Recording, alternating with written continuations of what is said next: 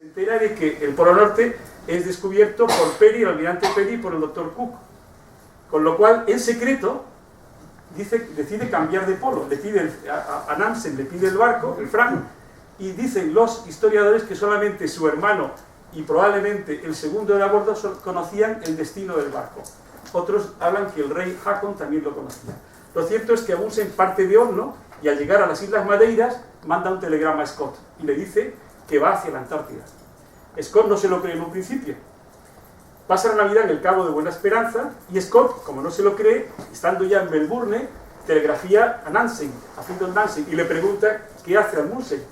Y Nansen contesta que no sabe nada de él. El 14 de enero llega a la Bahía de las Ballenas, al refugio. Como hemos dicho, establece el refugio sobre la banquisa de hielo de Ross, no sobre tierra firme, y se dedica todo el verano de 1911 a preparar en la banquisa de hielo pues depósitos de provisiones, preparando cuando llegase el verano antártico pues la expedición al Polo Sur. En un principio intenta una falsa salida en septiembre, pero hace mucho frío todavía, es invierno y se congelan varios perros y hay casi una sublevación de su equipo, con lo cual decide enviar a los elementos de su equipo más díscolos a hacer una exploración de la península de Eduardo VII.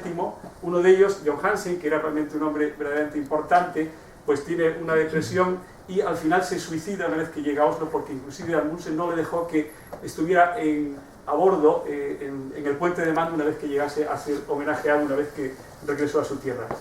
El 20 de octubre hace ya su salida real, va con una eficacia impresionante, adquiriendo grados cada vez más al sur, y cruza por las montañas de la Reina Maud por un glaciar, como he dicho, ignoto, nadie lo conocía, y con lo cual fue realmente una suerte, porque lo difícil es cruzar de la banquisa a la tierra firme, porque ahí habitualmente los hielos, debido al frío, pues hay unas grietas enormes que ponen en peligro cualquier intento de cruzar.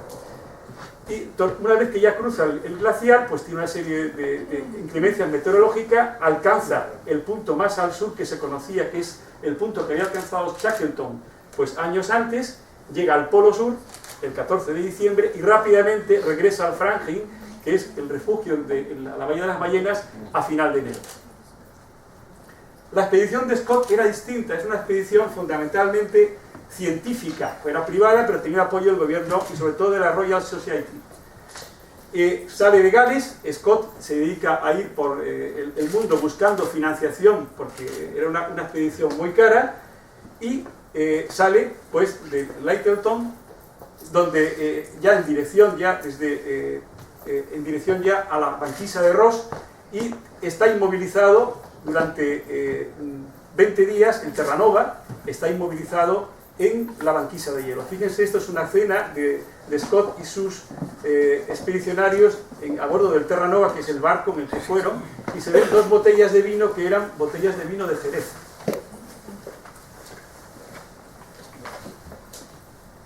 Scott, ya veremos por qué no pudo salir antes. Tuvo que salir posteriormente al Amundsen, salió 12 días después, salió de Cabo Emas y salió con 16 hombres. Es decir, la expedición de Scott al Polo Sur fue una expedición escalonada, con el objetivo de que fueran estableciendo depósitos para al final, a la vuelta al refugio, pues encontrar comida y combustible.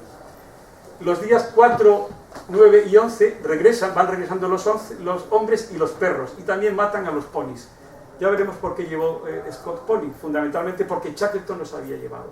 Eso le obligó a tener que salir más tarde, porque los ponis sudan y el sudor se hielan bajo cero, con temperaturas de 40-50 grados bajo cero. Y cruza el glaciar, el Benmore, un glaciar que mide 200 kilómetros de largo, de 40-70 kilómetros de ancho, y con montañas superiores a 4.000 metros. Y van subiendo desde el nivel del mar hasta 3.000 metros de altura, tirando de los trineos. Los perros volvieron, los ponis los sacrificaron, y era una expedición que realmente tiraron ellos de los trineos. A diferencia de Amundsen, como veremos, que quien tiraba de los trineos eran los perros. Cruza el glaciar, establece el último depósito arriba del glaciar, los hombres regresan y el 9 de enero, a 180 kilómetros del sur, llega al punto que llegó Shackleton. Se dice que Scott tenía un enemigo o un contrincante imaginario que era Shackleton, porque se había establecido entre ellos un rencor hacía en la primera expedición que Scott estuvo en la Antártida, que fue de 1901 a 1902. Y cuando ya faltaban 24 kilómetros para el polo, porque Scott no sabía si Amundsen había llegado, él pensaba que el único modo de subir desde la banquisa de Ross hasta la tierra firme era el glaciar Belmont. Y como no vio huellas de Amundsen, pensó que no había subido. En un principio pensó que Amundsen había partido del mar de Weddell, realmente había partido de la banquisa de hielo. Encuentran la tienda con banderas noruegas, llegan al polo y encuentran pues la tienda, los suministros y una carta para el rey Haakon. Esto simplemente no se puede considerar como una animadversión, sino era por si Amundsen no podía volver, para que alguien pudiera comunicar a su rey que habían conseguido llegar al polo.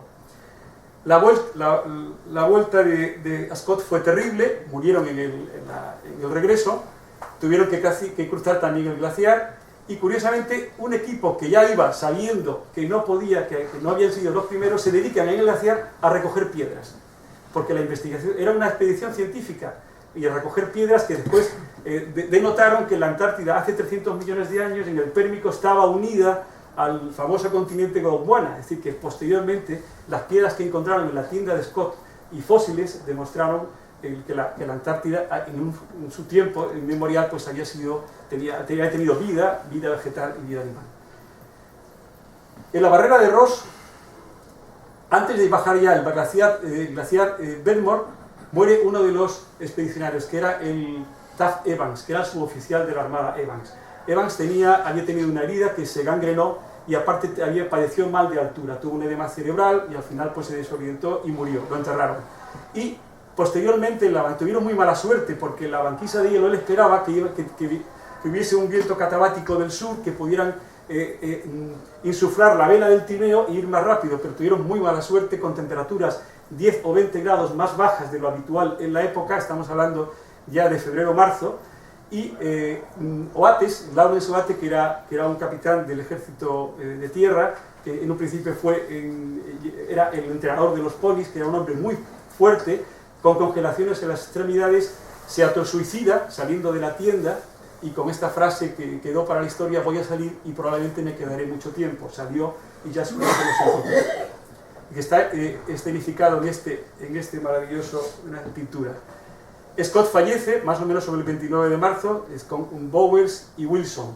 Esta es la última carta de Scott, que dice más o menos: nos aferramos al final, pero nos estamos debilitando y el final no puede estar lejos.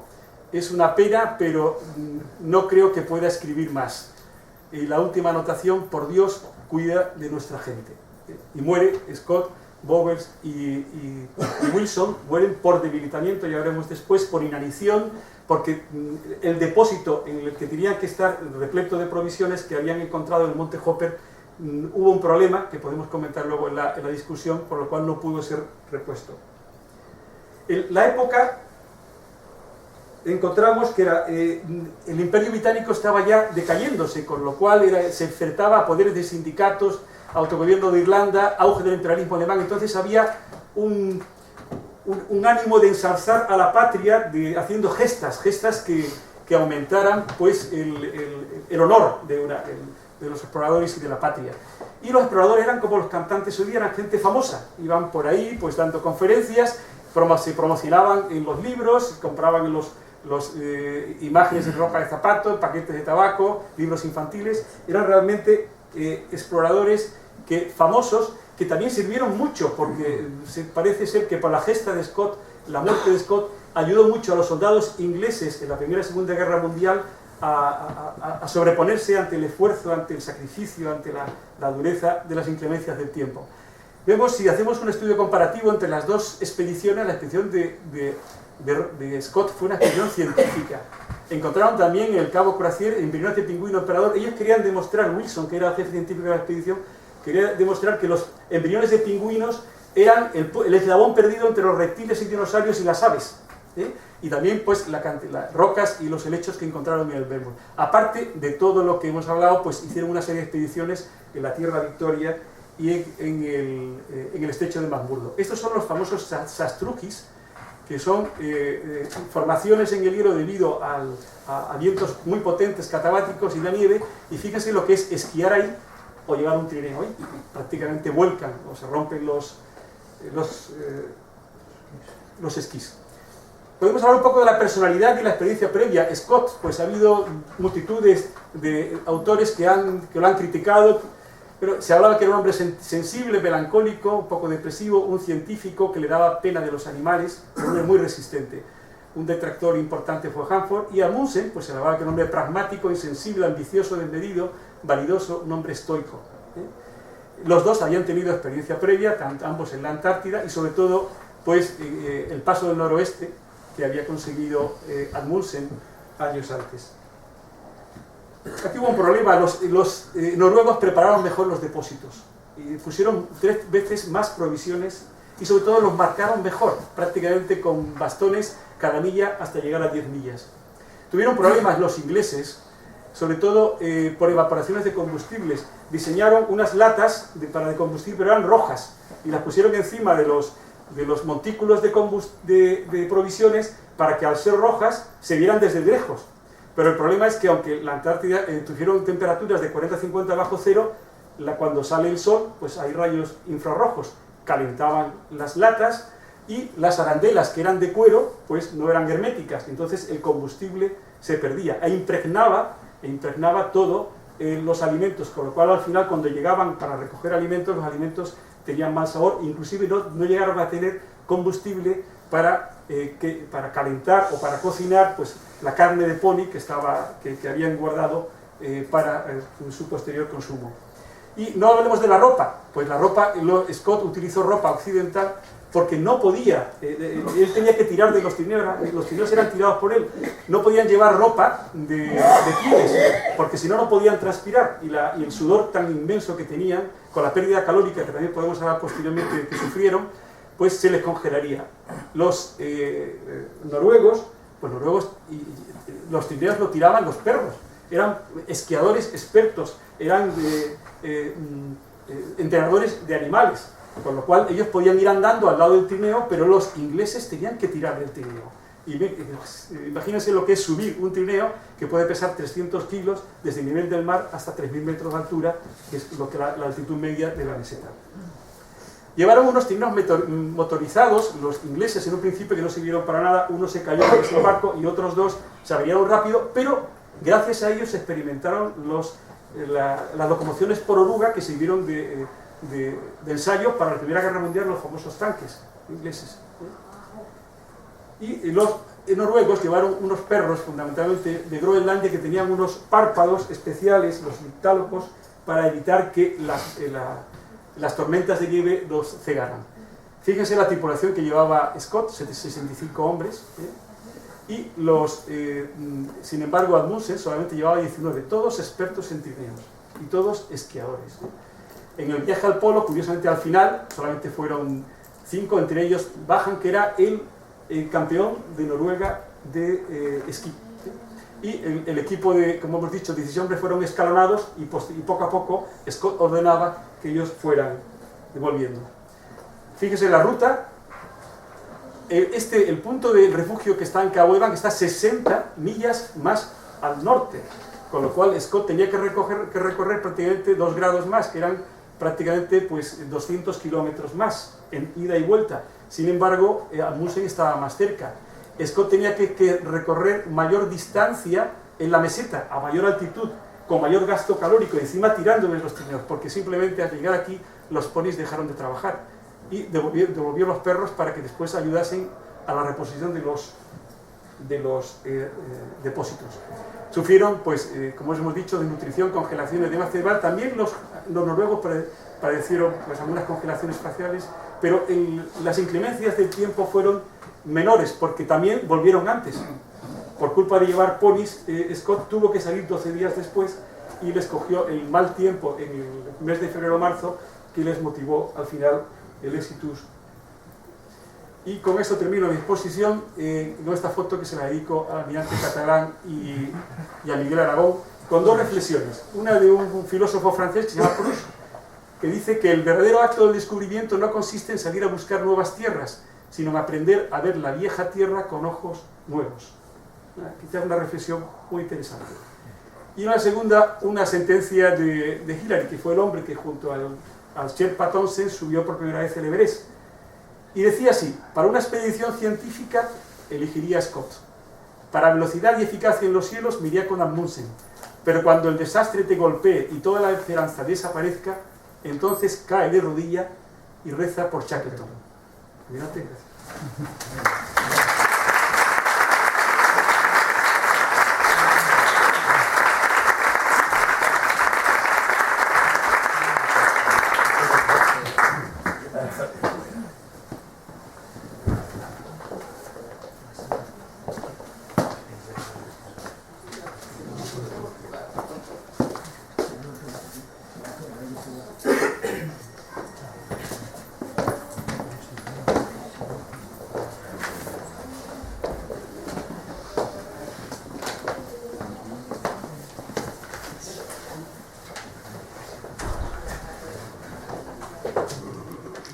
Vamos a continuar con otra que lamentablemente nos toca más de cerca, y es uno de los mayores quizás desastres que ha podido tener Antártida, si no el mayor.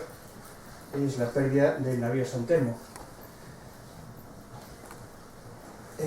Primero agradecer al almirante Catalán, que ha sido quien, gracias a él, he podido disfrutar de la ocasión de haber estado en la Antártida cuando allá por los años 1987 surgió la necesidad de ir a la Antártida, montar una base, apoyar a la base y crear una misión científica en la cual pues me vi involucrado, y gracias al almirante que me apoyó, y estuve en las 3 campañas que estuvimos juntos.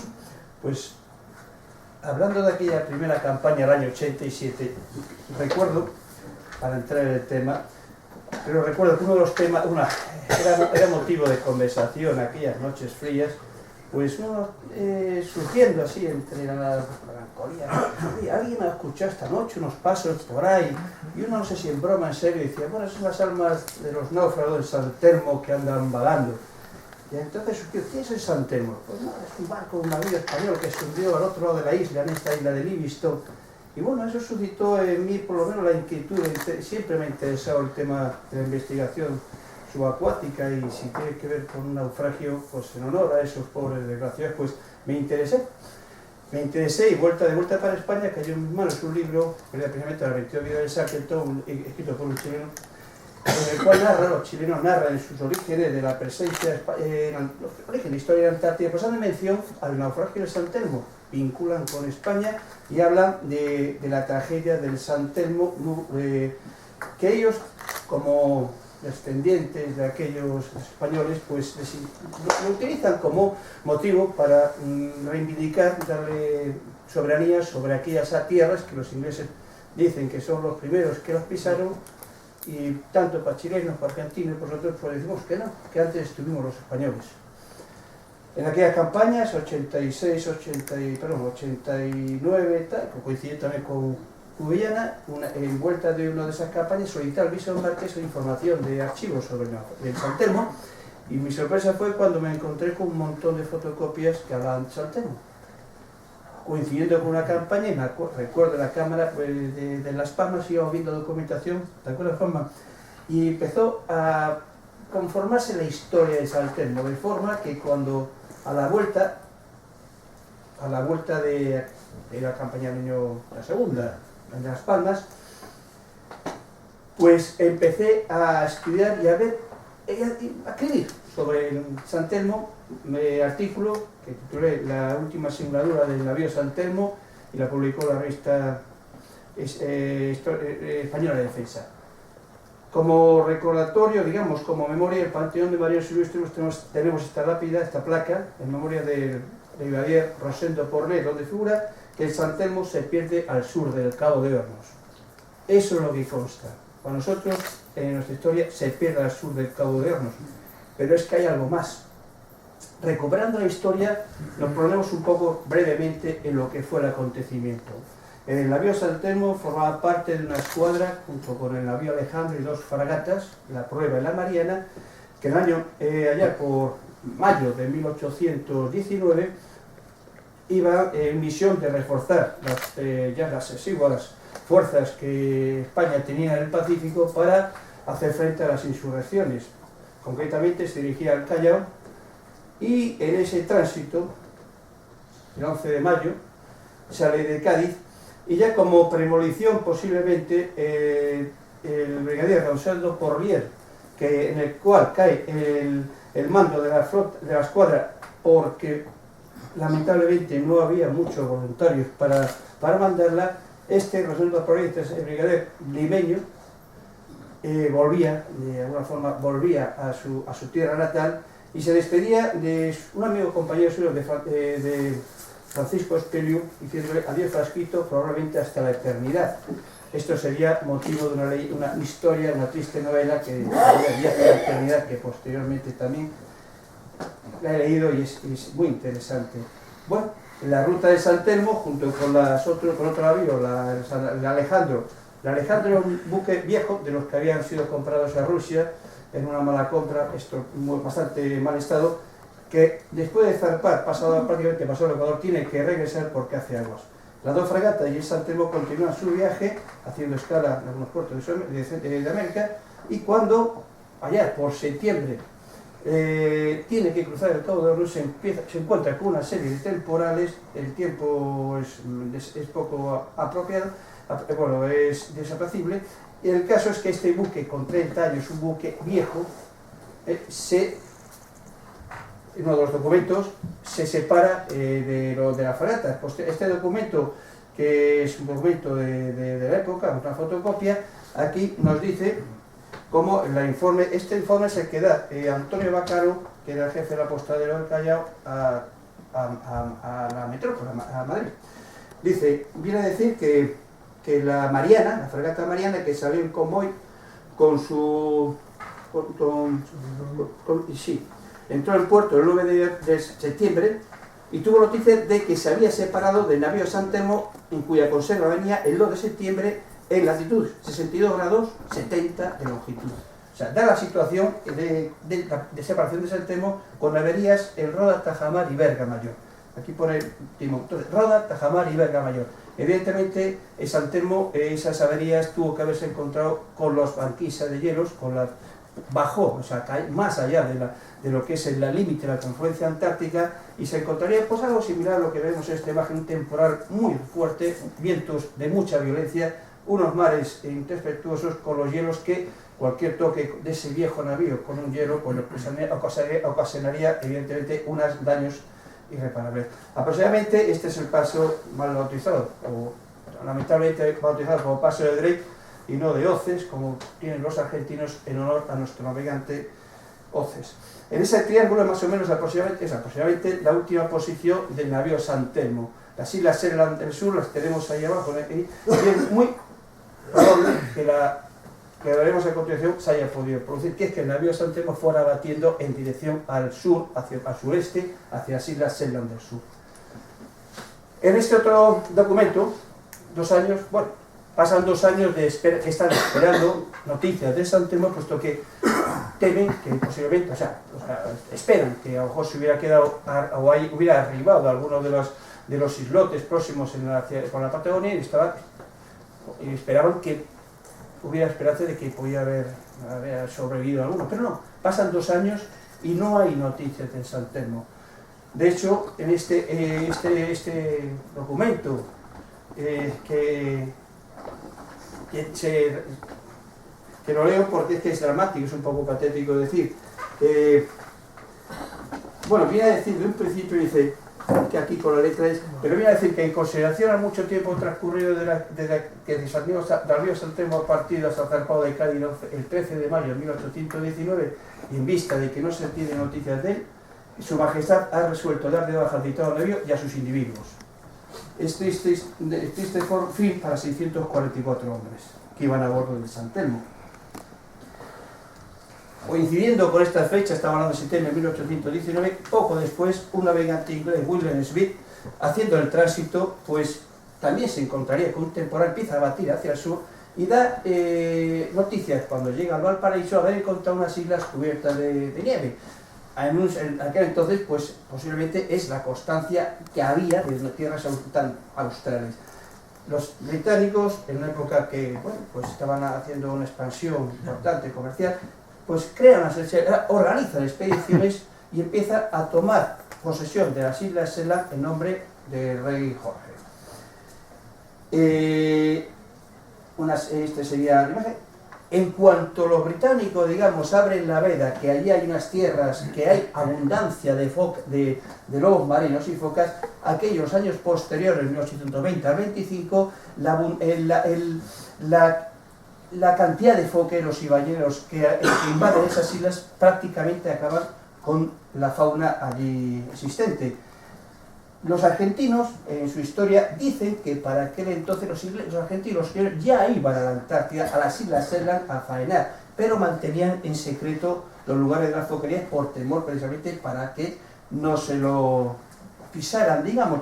En un momento que la piel de la foca, de luego los pelos, era muy cotizada, igual que las grasas de ballena y de los elefantes marinos. Estas son las fotos hechas acá, y que vemos que un elefante marino es un animal que así, aunque me parece agresivo, es muy fácil de sacrificar.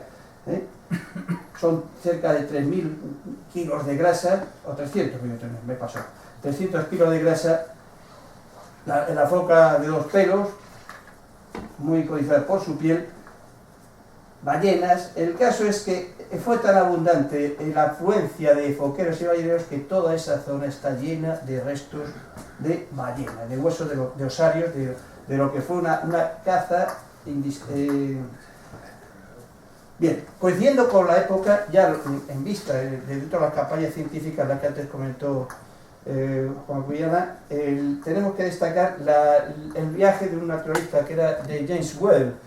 Bueno, aquel entonces eran naturalistas, eran de todo. Es caso que James Weddell, al cual se le debe el mar de Weddell, pues en uno de un libro que escribió de sus viajes, pues hace una referencia que sí que es interesante y que da una pista, que es Several País. Varias piezas de un naufragio han sido vistas en la isla del oeste, aparentemente que pertenecía a los escantillones de un buque de 74 cañones, el cual hace probable que pertenezca al buque español que se perdió. Es decir, hace referencia al San Telmo. Es decir, James Weddell, cuando pisa las islas del oeste, encuentra los restos de un buque al cual, evidentemente, lo identifica como un buque español. Ya sé, dentro de la era popular en la zona, la pérdida de un buque en la zona, pero James Weddell, el siguiente párrafo, sin llegar a saber si se refiere al San Telmo, el caso es que dice que en la playa de la isla principal, al cual bauticé como Smith, en honor a su descubridor, porque claro, William Smith había sido un marino mercante que había llegado a aquellas latitudes, encontrado huesos de focas, posiblemente para mantener la vida de unos pobres desgraciados.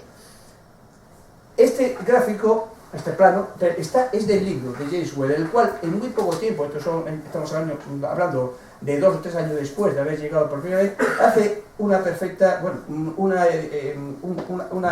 reconocimiento de lo que es las islas con mucha precisión. Y nos fijamos en la isla del oeste, la isla de Livingstone. Esto es actual, es decir, que la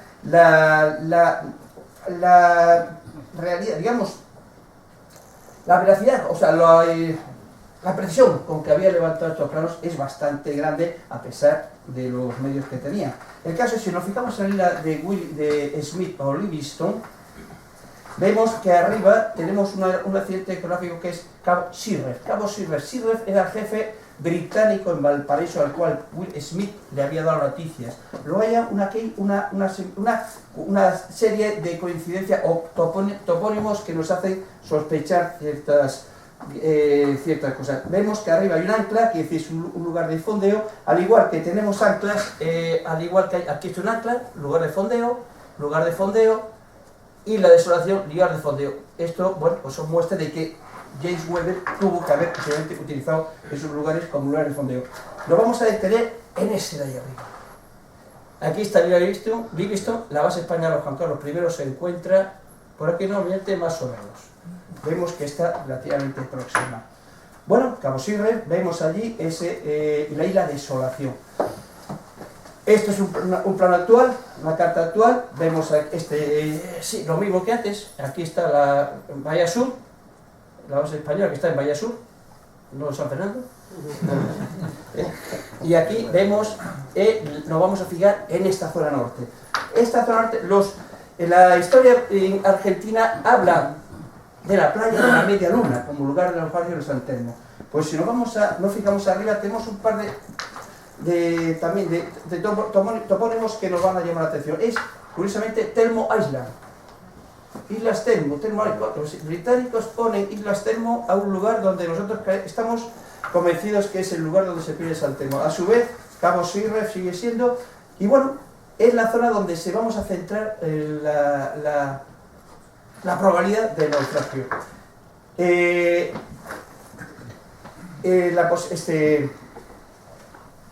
profesor Martín Bueno, al cual conocemos, toma yo creo que un poco del artículo, no formalmente, pero hasta entonces yo conocía al profesor Martín Bueno en Caboli cuando el quinto centenario, y acaba de salir la revista esta de historia, la revista de historia, y bueno, la idea del naufragio de San Telmo le pareció un proyecto interesante como un proyecto de humanidades para presentarlo al Plan Nacional, y lo presentó como un proyecto, primero casi un proyecto estrella, y tuvo la deferencia de ofrecerme participar en ese proyecto como miembro del equipo, y estuvimos ahí en 2 campañas.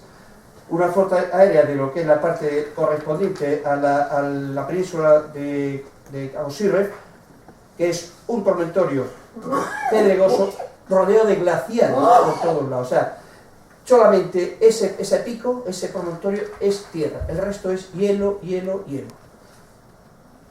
Un sitio muy sucio donde el año 2003, en el año 93, en un primero toma de contacto, el profesor Martín Bueno junto con unos arqueólogos del Instituto Antártico chileno ponen una placa en honor a los náufragos de San Telmo. Ya esa placa es previa a la que sería luego una expedición organizada con arqueólogos para hacer un levantamiento en la zona y encontrar los restos, si es posible, que identificaran al San Telmo. Los miembros del equipo éramos, bueno, unos arqueólogos, unos aventureros, no sé, una mezcla de todo. El caso es que nos vimos allí, de repente, en la zona, unas tiendas de campaña, sin estar debidamente habituado, puesto que eso de tener que ir en el Hespéride, de repente te pone un chaquetón, te deja en tierra, es como si te meten en un frigorífico noforoso así de golpe y porrazo, y aclimatarse pues cuesta un rato. Ahí vamos a decir un dicho que es: aquí o te aclimatas o te aclimores. Y efectivamente, la sorpresa nuestra, aunque esto no corresponde con esa imagen, es que en los restos, en las playas hay muchos restos de naufragios.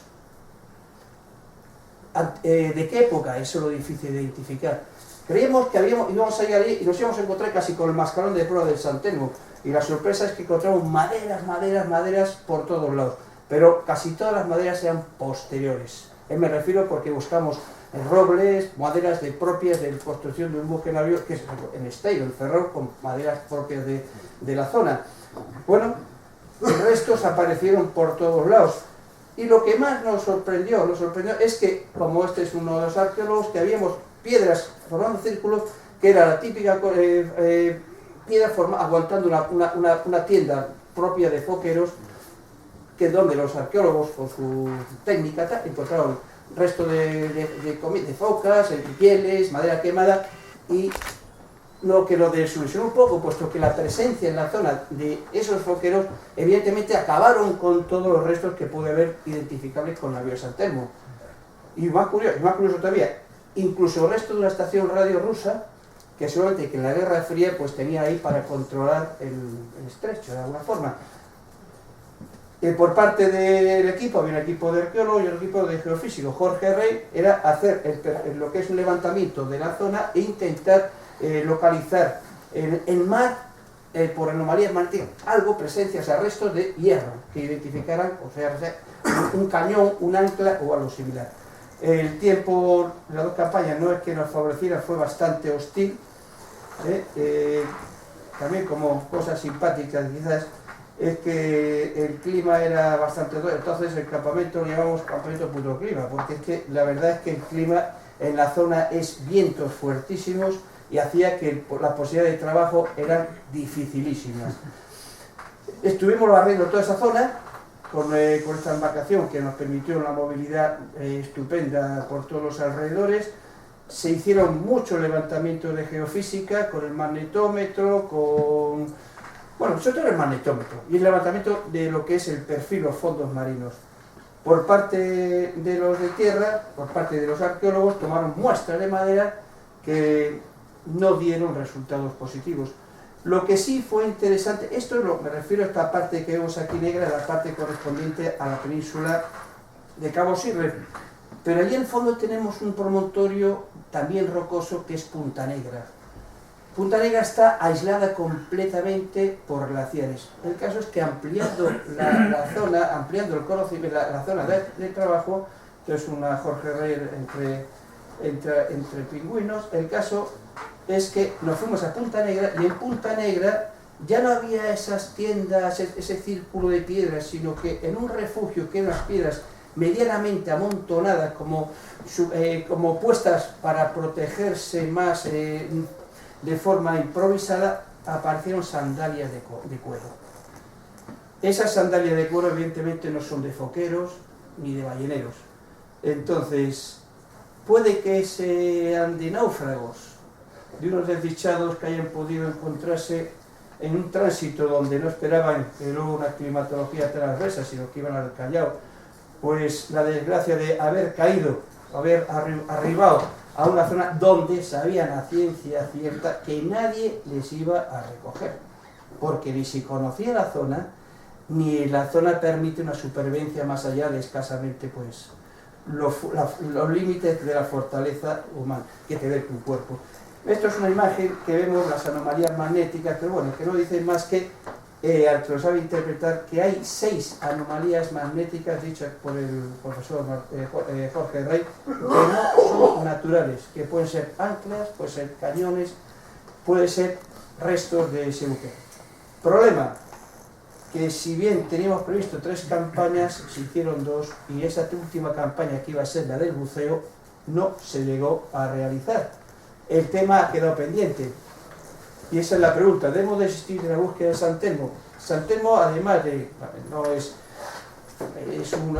un hecho más lamentable, parte de nuestra dramática historia de naufragio, pero están muy interesados, tanto chilenos como argentinos, puesto que es eso que dije antes, si se demostrara que aparecía esos hombres, estaban allá antes de los ingleses, pues de alguna forma pues es un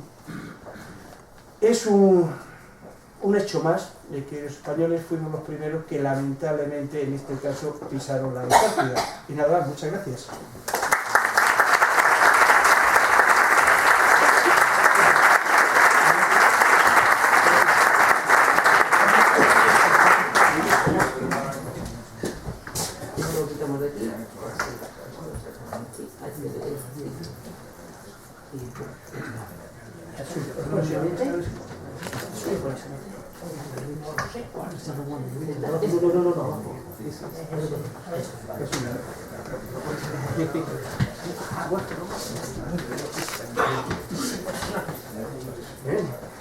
Aquí tendrá que ser.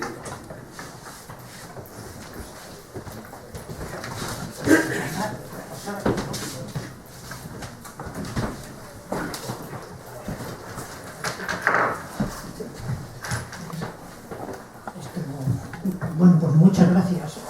Quisiera aprovechar como moderador de la mesa para, en nombre de mis compañeros, pues dar las gracias a la Academia por esta oportunidad y agradecer a todos ustedes su presencia. Yo les voy a tratar de hablar de otras cosas un poco menos tristes, que la desgracia de Scott, la del San Telmo con una interrogación que posiblemente es muy positiva a contestar. Yo les voy a hablar un poco de cuáles son las razones por las que hoy la Antártida y sobre todo el Ártico también presentan para la humanidad otros planteamientos, una vez que ha pasado la época del desastre en la cual prácticamente se exterminó la ecología de la Antártida, la ecología de los grandes mamíferos en la Antártida. Hay unos datos que quizá convenga recordar. En la isla de Decepción, en la bahía de los balleneros, que se llama, todo el fondo está cubierto de huesos de ballena, todo el fondo. Están ahora llenos de otro tipo de moluscos que se los van comiendo el calcio, pero prácticamente allí se exterminaban aproximadamente unas 2.000 ballenas al año. Y prácticamente se llevó a la extinción el lobo de dos pelos. Solo llegó un momento que se pensó que la especie había desaparecido. Se encontraron prácticamente en el año 19 del orden de unas 12-15 parejas en la Georgia del Sur, y la verdad es que las noches antárticas se ve que han dado para mucho, porque en este momento ya sobrepasan los individuos, sobrepasan prácticamente los 400.000 sujetos, lo cual significa que las noches son largas, el frío es fecundo y no solo la especie humana conoce el amor. Yo lo que les quisiera hablar un poco es de la importancia que tiene lo que ocurre en los polos, lo que es la investigación polar para el presente de la investigación científica en este planeta. Yo creo que hay una cosa que nunca debemos dejar de ver o de visionar, porque muchas veces, estando en las latitudes que nosotros vivimos, teniendo tantos problemas, nos olvidamos un poco de que el Tratado Antártico asume la autoridad mundial sobre un territorio que, como les decía al principio, son 12 millones de kilómetros cuadrados en el continente, pero en total, desde los 60 grados para el sur, son 80 millones de kilómetros cuadrados. Lo mismo ocurre en el Ártico. En conjunto, las dos zonas pues son prácticamente el 14%, perdonen, creí que no estaba forzando la voz, creí que se estaba yendo fuerte, son prácticamente el 14% de la superficie del planeta. Toda esta situación, después de la época romántica de las expediciones, que prácticamente de ciencia tuvieron muy poco, Scott, como nos ha hablado nuestro querido amigo Juanma, tenía un espíritu científico, Amundsen tenía otro tipo de virtudes, pero no eran realmente lo que nosotros llamamos un científico como hoy se visualiza.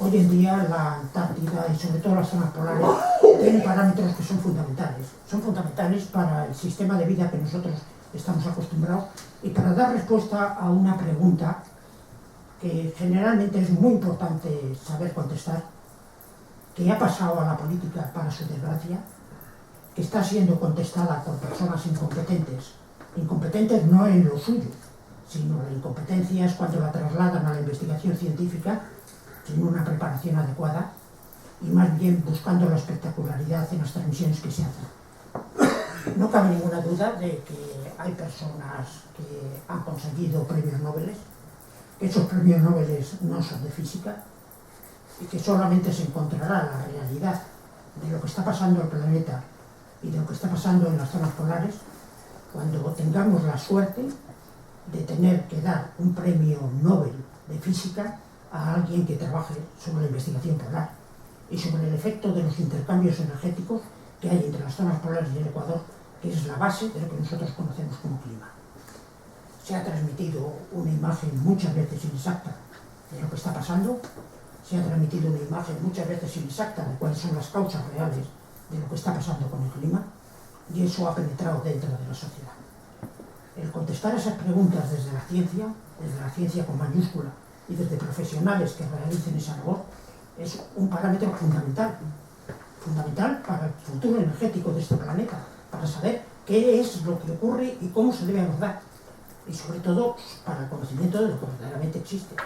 Hay una frase que es ridícula que es salvemos al planeta, es que es absolutamente un desconocimiento tal de lo que es el planeta y lo que es salvar, que es que es risa.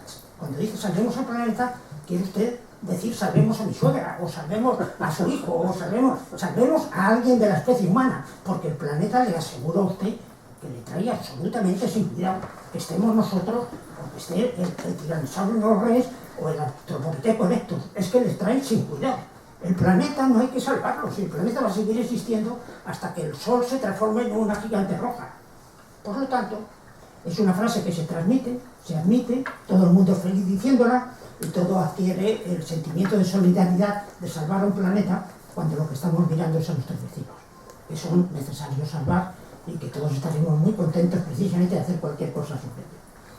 Las zonas polares, yo quisiera, yendo a este asunto, las zonas polares concretamente reciben unos impactos que se llaman el viento solar. La actividad solar pone en el espacio intersideral, en el gran vacío que hay entre el Sol y la Tierra, en 8 minutos luz de distancia, pone continuamente en las explosiones solares una masa que se llama el viento solar.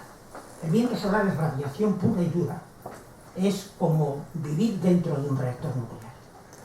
Y el viento solar llega al planeta después de viajar a través de esos 8 minutos luz que existen, y el planeta tiene concretamente un imán que se produce en la interacción del núcleo exterior con el manto inferior. Esto produce una dinamo autoexcitada y nosotros tenemos un imán. ¿Qué pasaría si la Tierra no tuviera este imán? Pues si la Tierra no tuviera este imán, el viento solar barrería la Tierra y no podría haber vida.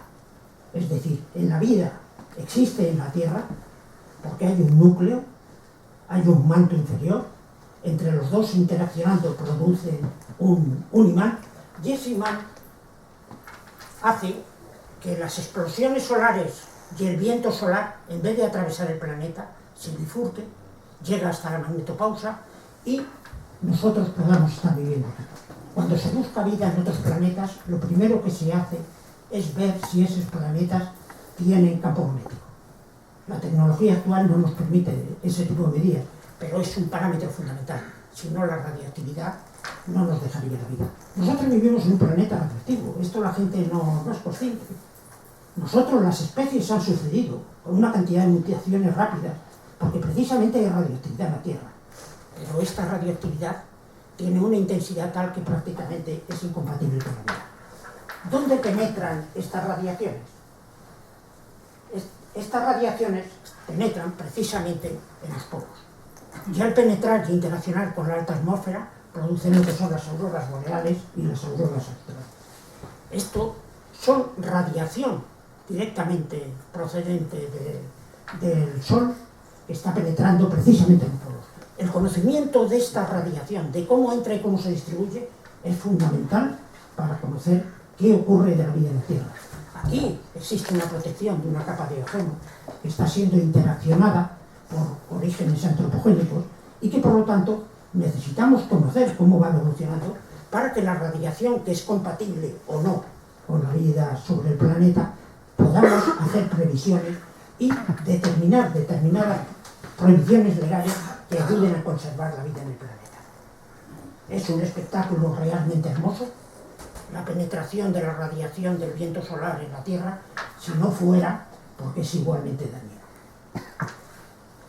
Por otra parte, quisiera también rápidamente decirles a ustedes que lo que nosotros llamamos clima no es sino la interacción de la radiación de la energía que procede del Sol con nuestro planeta. Toda la energía de que nosotros disponemos procede del Sol, incluso la radioactiva, incluso el uranio que todavía queda, el plutonio que ya desapareció, los actínidos, todo procede del Sol como sistema solar cuando se formó. Pero la energía que nosotros estamos recibiendo del exterior, la que se puede mantener y la que continuamente recibimos, la que provoca los vientos, la que provoca el Sol, la que nos permite tener una determinada la temperatura compatible con la vida, se recibe del Sol. Todo viene del Sol. Entonces, la interacción entre los dos focos fríos, que son los dos polos, con el ecuador, la interacción a través del océano y a través de la atmósfera, es lo que nosotros llamamos clima. Y cómo interacciona eso diariamente, en el día a día, es lo que llamamos tiempo. Por lo tanto, la estadística del tiempo es lo que nos define el clima. Pero debajo de todo esto están las zonas polares. Y son las zonas polares interaccionando con el ecuador lo que produce cualquier cambio en el clima y lo que mantiene la situación de habitabilidad que tiene precisamente este planeta en este momento. Por otra parte, en las zonas polares, las capas de hielo, cuando hablaba Juanma sobre la meseta, el problema es llegar a la meseta. Una vez que se está en la meseta, ya es andar. Una vez que se está en la meseta, verdaderamente quitando estos montículos pequeños producidos continuamente por el viento que azota esas regiones, que alcanzan velocidades de 300 km por hora, son vientos verdaderamente duros. Cuando se tiene un levante verdaderamente fuerte, estamos hablando de 100, aquí hablamos de 300. El problema que ocurre es que son 5 kilómetros de hielo, lo cual hace que la Antártida se haya hundido. Y por lo tanto, por isostasia, el peso que tiene, cuando se fundiera el hielo, iría subiendo el continente. Pero la Antártida es hielo, y la meseta antártica es hielo. Y dentro de ese hielo, en profundidad, la molécula de hielo, cuando se forma, va absorbiendo al nevar una parte de la atmósfera que existe en ese momento. Y si hay anhídrido carbónico, lo incorpora. Y si hay metano, lo incorpora. Y analizando la composición, perforando el hielo y analizando las capas de hielo más profundas, nosotros podemos llegar hoy a ver qué pasaba con nuestra atmósfera hace 400.000 años. Concretamente esto ya se ha extendido y estamos en 700.000 años, que son perforaciones en el orden de 2 kilómetros. Ya se está llegando a esa profundidad. Entonces, ¿qué es lo que ocurre con todo esto? Pues que cuando se va analizando la cantidad de anhídrido carbónico, cuando se van analizando a través de materiales más pesados en el oxígeno 18, la composición que tiene el aire, se llega a la conclusión de que la temperatura en el planeta ha ido oscilando, produciendo épocas de glaciaciones y épocas de deglaciaciones con una estadística aproximada de 100.000 años. Cada 100.000 años este planeta ha sufrido una glaciación y una deglaciación. Y esto se va midiendo por la cantidad, por ejemplo, de anhídrido carbónico que existe, y relacionándolo, y cuando llegamos aquí, esto es lo que nos encontramos. Por lo tanto, cabe pensar, desde el punto de vista científico, que del análisis de los hielos en Antártida y en Groenlandia, que son coherentes, se puede deducir que este planeta está sometido directamente a un proceso de aumento del anhídrido carbónico que puede llevar consigo a un calentamiento global. Ese es el problema del calentamiento global, tal como se debe definir desde el punto de vista de la ciencia. Entonces la pregunta que automáticamente se hace, ¿por qué ocurre esto? La respuesta evidente es la actividad antropogénica. Por lo tanto, si nosotros relacionamos anhídrido carbónico con temperatura, anhídrido carbónico con actividad industrial, parece lógico pensar que la actividad antropogénica, desde la época industrial, que empieza en 1860, cuando en el rancho Hayford se hicieron las primeras perforaciones para obtención de petróleo, están relacionadas con la situación en este momento del clima de la Tierra y por lo tanto el efecto. Por lo tanto, este tipo de investigación hay que hacerlo en Antártida y por eso se va a hacer.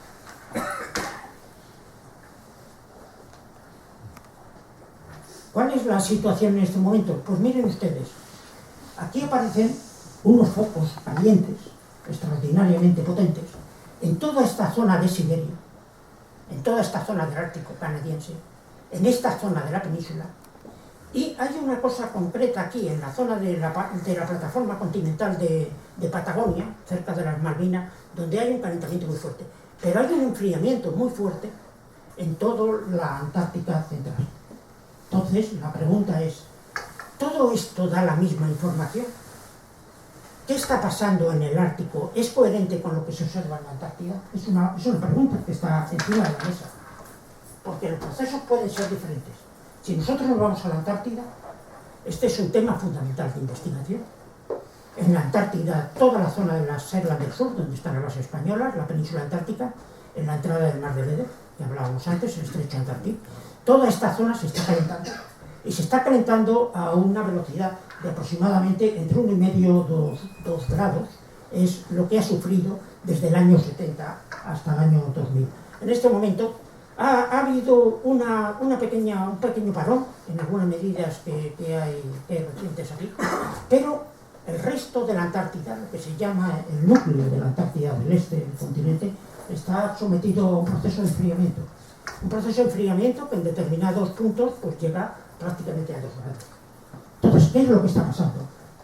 Todo parece indicar que la corriente circumpolar, debido a determinadas circunstancias, pues está variando y está sufriendo un acercamiento hacia la península antártica y por lo tanto lo está calentando. y hay una separación en el resto que conduce a un enfriamiento del resto. ¿Qué es lo que está pasando en el Ártico? Ahora les comentaré prácticamente lo que consideramos que está pasando en el Ártico. Yo acabo de venir ahora del norte de Canadá y de Siberia, de unas investigaciones que estamos haciendo sobre esto. Entonces, esta es la situación en la Antártida, una zona que se está calentando, una zona que se está abriendo.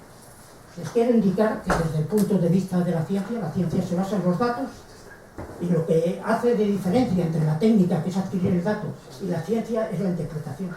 Mientras no hay interpretación, no hay ciencia. Hay técnica. Se pueden coger los datos y uno tiene los datos. Lo que diferencia de la ciencia es la imaginación humana, que es capaz de interpretar o de hacer una teoría, que será cierta o no, sobre por qué están ocurriendo estas cosas. Esta es la misma imagen que ponía Miguel y que verdaderamente es muy gráfica de lo que ocurre en la Antártida y que es básica para otras cosas, no solo para buscar a los náufragos de San Telmo Miguel. Estos vientos tan fuertes, que son vientos catabáticos que proceden del continente, están haciendo aumentar la cantidad de hielos flotantes que hay en el entorno de la Antártida. Estos hielos proceden, en parte, del descenso de los glaciares, pero también del casquete polar. La Antártida es un casquete polar, es un glaciar de casquete, y esto al ir aumentando el espesor de los hielos, al aumentar el frío o las nevadas, pues va descendiendo al desequilibrarse hacia aquí. Los vientos muy fuertes están separando los hielos.